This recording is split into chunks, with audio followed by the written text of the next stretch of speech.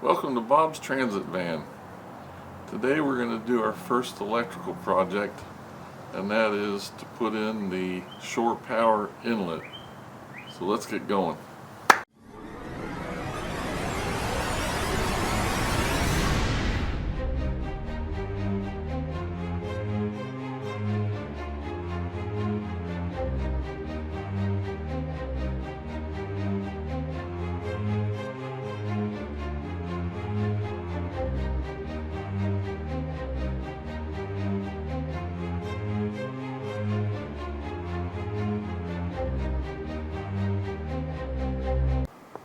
Alright, here's the parts I'm going to be using for this project.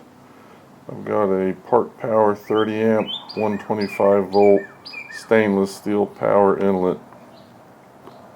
If you're building a van, put a 30 amp shore power inlet in. Don't do a 15 amp unless you only plan on plugging into people's houses. And this is the mounting plate I'm going to use. I'll show you in a second where this is going. I've got some sealant adhesive that I'm probably going to use to mount that mounting plate. The next thing will be this Progressive Industries electrical management system with smart surge protection. That'll go at the foot of the bed, under the bed.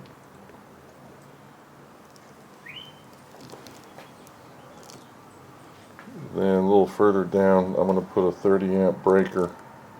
Also, mainly this is going to be an on-off switch, but it also add a little protection. The wire I'm using is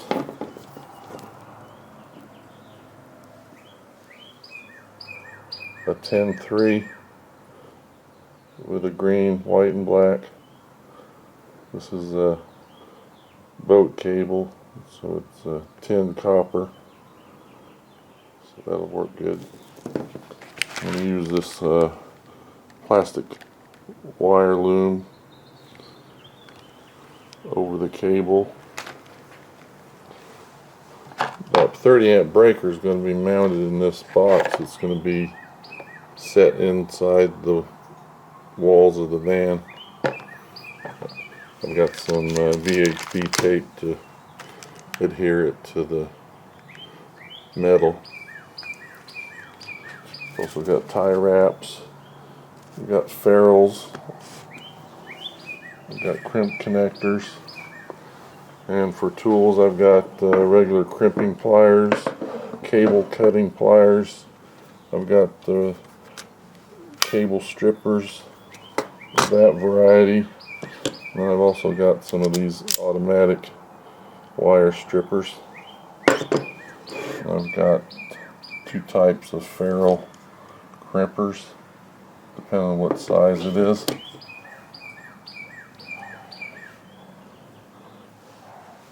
And of course, miscellaneous hardware.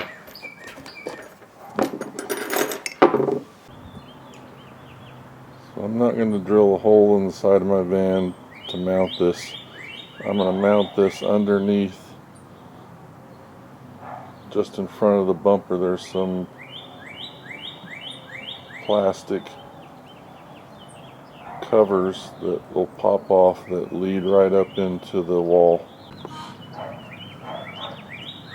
So there's two plugs there.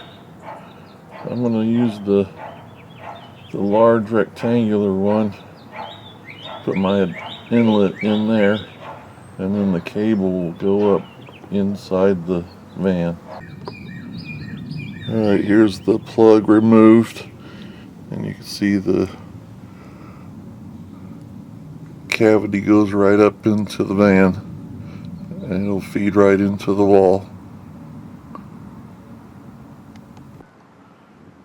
Okay, so the first thing I did was I put this 3/4 inch plastic piece with all my holes drilled in it up on top of the opening. Now I'll put my metal plate on the bottom and screw them together. Alright, there's my plate mounted. I put the screws up from the bottom. I've got nylock nuts on the top. I had to put a wrench up in the hole to get on the nuts so I could tighten them up.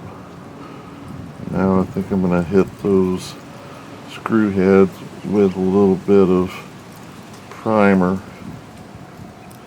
and then I'll be ready to mount my inlet. Alright, first lesson learned.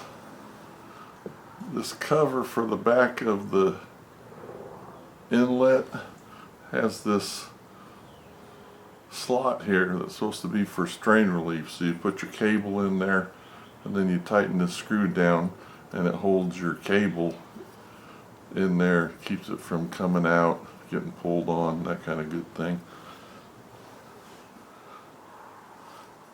I was originally going to use this round cable. Problem with that is it won't fit in the hole. Luckily I've got some flat cables, so I'm going to use that. So if you're going to use this type of housing, get the flat 10-3 wire. Alright, so here's my inlet. The wire's hooked up, strain relief and everything tightened up.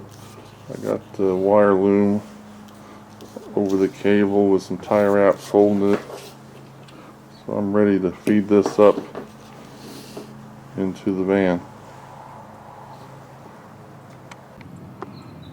Alright, so here's my shore power inlet. This cover just closes back up, tightens up, give it a good seal. Okay, then the wires go up through the rear pillar of the van. So there's the cable right here. It goes up through a hole right behind here, then down, and that'll be hooked into my electrical management system. And then this cable here goes up here to this box, which is where my 30 amp breaker will be under the bed. And then that cable continues all the way down to where my electrical cabinet will be at the front of the van. And that'll hook into the shore power in on my inverter charger. Alright, that's about it for this video. It's not too hard of a job. That's about the best way I think that I've found or seen on the internet of anybody not drilling a hole in the side of their van. And the thing about that is I could take that shore power inlet out anytime, put the plug back in, and there's no damage to the van whatsoever. Before I end this video, I just wanted to refer back to another one of my videos on the oil separator that I put on the engine in my van, and that's how much stuff it's collected already.